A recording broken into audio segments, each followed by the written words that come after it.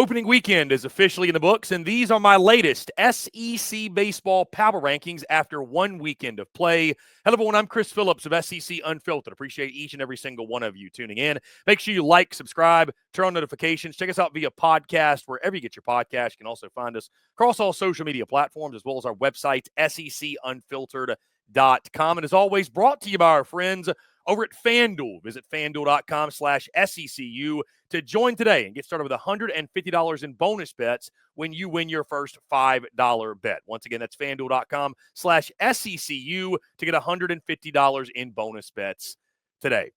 The opening weekend of the 2025 SEC baseball season is officially in the books, and these are my latest power rankings after 1 weekend of play as we pull up each of my selections, and we will start at number 16. The Missouri Tigers hang on to the spot in the cellar. Guys, Mizzou with actually a positive opening weekend to a degree. They go 1-2, but the one win came against UConn, a UConn team that is expected to make some noise and potentially be a postseason team. The other two losses, a really ugly opening day loss to Penn State, lost to Stetson in the final game of that Puerto Rico tournament. So Mizzou staying in the 16 spot, but again, maybe showed some promise and showed some optimism and hope in that win against UConn. Number 15, I've got the Kentucky Wildcats. Weird opening weekend for UK. They split the series. They only played 2 games. Third game gets rained out. They split the series against Lipscomb, which they went on the road to play them. Really odd. Nick Mingione, they love to travel in these non-conference series for whatever reason. Kentucky not moving from our original power rankings to open the season. They stay at 15. Didn't really learn a lot. Again, split the opening day doubleheader. We'll hopefully learn more about them as we go throughout this midweek slate and obviously in the coming weekends. Number 14, guys, I've got South Carolina. They stay put as well. Good start to the season. Great start to the Pulmonary era, sweeping Sacred Heart over the weekend. The pitchers are the big story. They look good. Want to see more out of the offense and want to see more from the pitching depth. But again, just kind of a ho-hum weekend against an opponent that you should have taken care of business with. So they stay put at 14. At number 13, guys, I've got the Alabama Crimson Tide after they swept Bradley on the home field. Big weekend with the Crimson Tide. We're going to get a firsthand look at them, by the way, this weekend. We go to Jacksonville for the Jacksonville Baseball Classic. It'll be them, Coastal, Ohio State, and NC State. Bama playing NC State on Saturday. So a good test, a good opportunity for the Crimson Tide. Excited to get a look at Rob Vaughn's club. Number 12, I've got the Oklahoma Sooners. Again, not a lot of movement here, guys. Love the Witherspoon twins at the front of the rotation. It was a successful opening weekend sweeping Lehigh.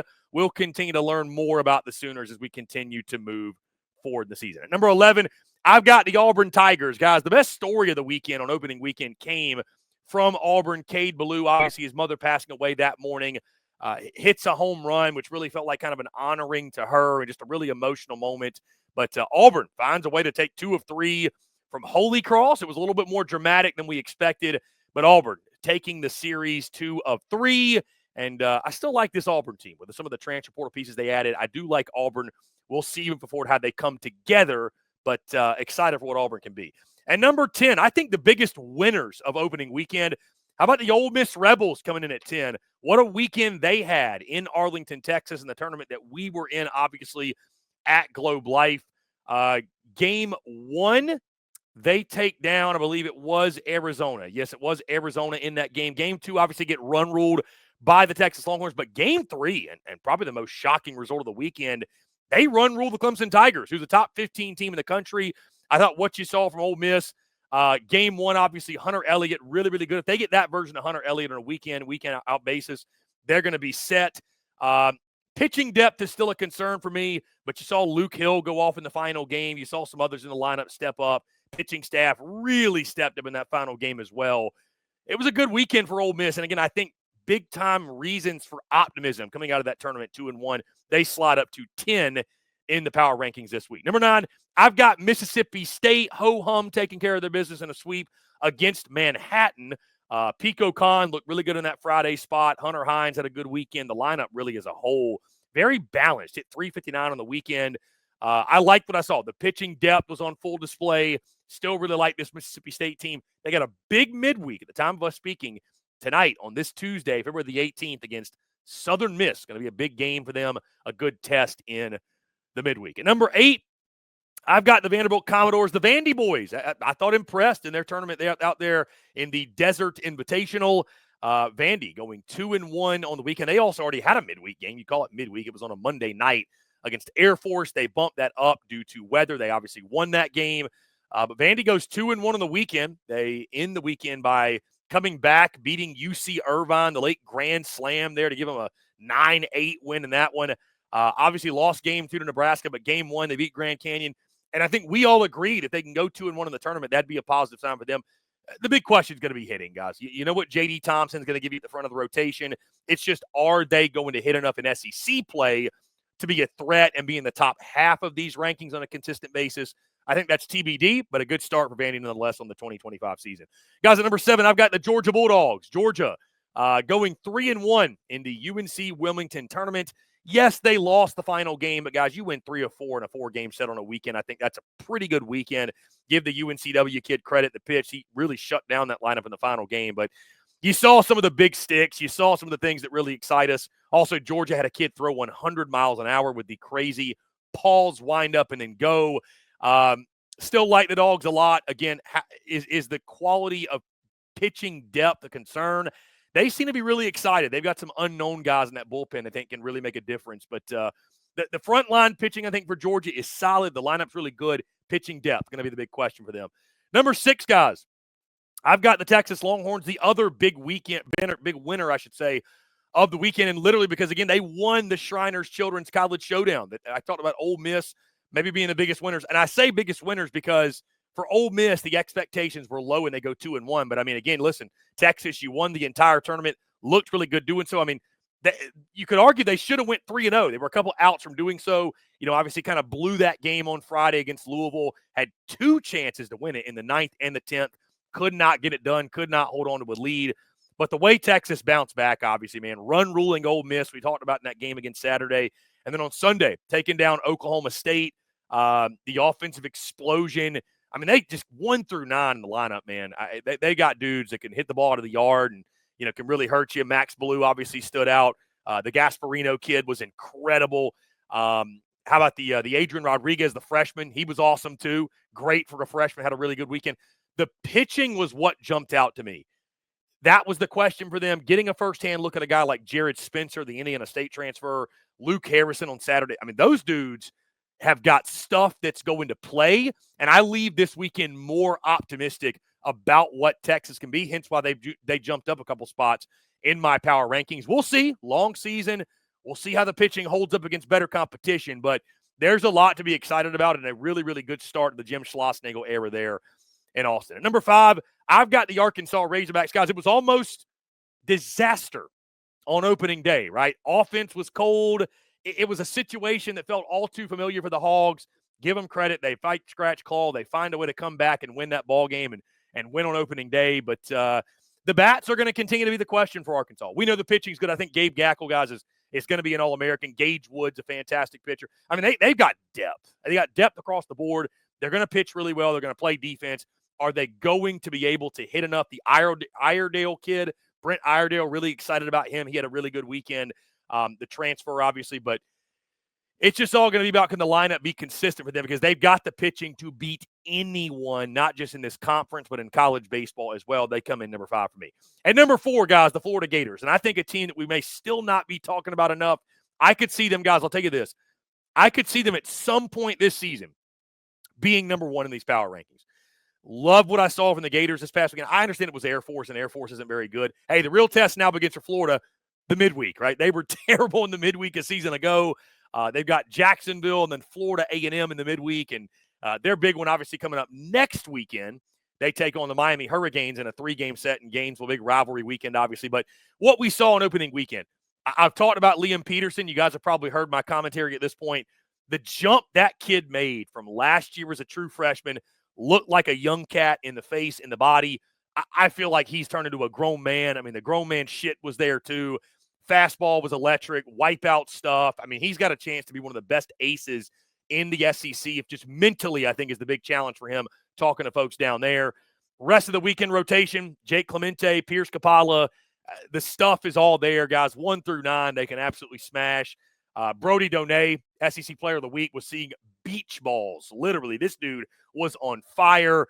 They got guys that can hurt you just up and down that lineup, and they're deep, guys. They're deep. Talking to folks down there again, it's not just your starting 9. It's dude coming off the bench.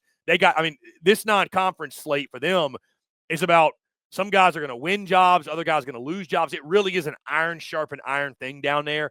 I love this Florida team, man. This is a team that I think absolutely can win the conference and can win the national championship this season. So really strong in that 4 spot, and that says a lot about the SEC as highly as I think they're sitting at 4. Number 3, I've got the reigning national champs, the Tennessee Volunteers. Really good weekend for them, guys. They are hitting the cover off of the baseball to start, which shouldn't surprise us. Liam Doyle really jumped out to me from opening weekend for the Vols. He was fantastic.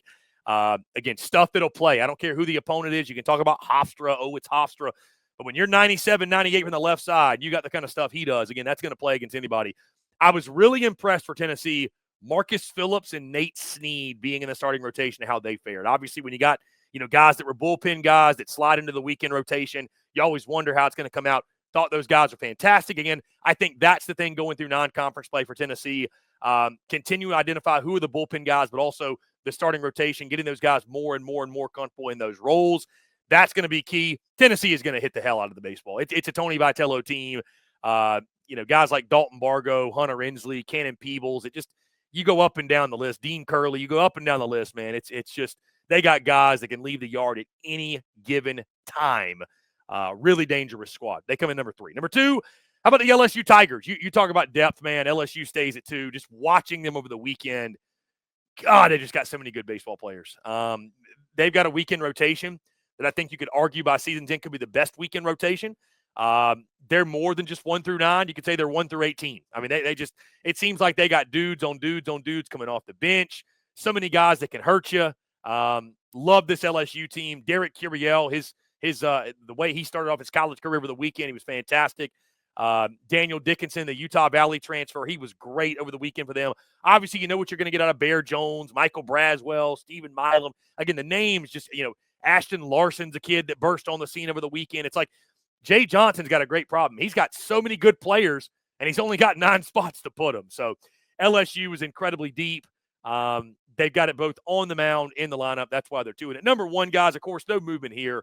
The Texas A&M Aggies. It was a little dramatic on opening day. Obviously, the 4-2 win over Elon. Talking to folks about Elon's guy on Friday, he's a real dude. Like, he is a real big-time, legitimate dude that, let's call it what it is probably going to get in the portal, and somebody in the SEC is probably going to snag him. But end of the day, obviously, successful opening weekend for Texas A&M. It's weird. It's like, and I didn't mention this with Texas, but it is true. It's like there's a different kind of microscope and pressure on A&M and Texas. So it's going to be fascinating to see how they continue, both sides, but A&M especially, how they navigate that through the season. But again, so far so good. It was a really cold, messy, rainy weekend. Not great weather, which you could say a lot of these SEC teams dealing with some not so great weather over opening weekend. Did not affect A&M all that much. You could argue the wind was blowing in. They probably hit more home runs if we just have normal conditions. Jace Lavalette was fantastic. Ryan Prager was great on Friday. Justin Lampkin was good. I mean, it was a ho-hum successful weekend. They did have the one the freshman whose name skips my mind. He was really good for them too. So again, Texas A&M, it's an embarrassment of riches. It's depth. Big thing for them, talking to folks down in College Station, continuing to establish roles in the bullpen. That's going to be the big thing. You lose Aschenbeck, you lose Cortez. Frontline bullpen guys are really good. Maybe some guys that haven't seen the field as much, haven't towed the rubber as much in a game, a little bit shaky. They'll continue, to work on that and work those kinks out and give guys opportunities in the non-conference before you get an SEC play. But right now, guys, obviously Texas A&M, the best team in the SEC on paper, and they stay in our number 1 spot. So, guys, those are my SEC power rankings on the diamond after one full weekend of play complete. Let me know your thoughts. Do you agree? Do you disagree? And how would you power rank the teams of the SEC heading into the second weekend of the season? Guys, that's going to do all for me. Before we get out of here, though, I do want to tell you about our friends over at FanDuel because, as always, SEC Unfiltered brought to you by FanDuel. Guys, when the game tips off, the NBA action is just beginning on FanDuel, America's number 1 sports book, because FanDuel is your home for NBA live betting. So even if you missed the first few minutes of the game or want to bet on a fourth quarter comeback, you can make your picks from the first whistle until the final buzzer. Plus, you can even combine your live bets into a same-game parlay for a shot at a bigger payout. However you want to play, now is the perfect time to join. New FanDuel customers get started with $150 in bonus bets if your first $5 bet wins. Just visit FanDuel.com/SECU to join today. That's FanDuel.com/SECU for your shot at $150 in bonus bets. Make every moment more with FanDuel, official sports betting partner of the NBA. Must be 21 and up and present in select states, or Kansas in affiliation with Kansas Star Casino, or 18 and up and present in D.C. First online real money wager only. $5 first deposit required. Bonus issued as non-withdrawable bonus bets, which expire 7 days after receipt. Restrictions apply. See terms at sportsbook.fanduel.com. Gambling problem? Call 1-800-GAMBLER or visit fanduel.com/RG. Call 1-888-789-7777 or visit ccpg.org/chat. In Connecticut, or visit mdgamblinghelp.org in Maryland. Hope is here. Visit gamblinghelplinema.org or call 800-327-5050 for 24/7 support in Massachusetts. Call 1-877-8-HOPE-NY or text HOPE-NY in New York. Guys, once again, those are my power rankings. We'll release these every single week, every Tuesday of the 2025 college baseball season. And again, let me know your thoughts. Who should be higher? Who should be lower? Do you agree? Do you disagree? We'd love to know how you guys would power rank the teams of the SEC on the diamond at this point in the season. Once again, guys, thank you all so much. Make sure you like, subscribe, turn on notifications. Check us out via podcast, wherever you get your podcast. You can also find us across all social media platforms, as well as our website, secunfiltered.com. Once again, I'm Chris Phillips of SEC Unfiltered. Appreciate each and every single one of you tuning in, and we will catch you on the other side.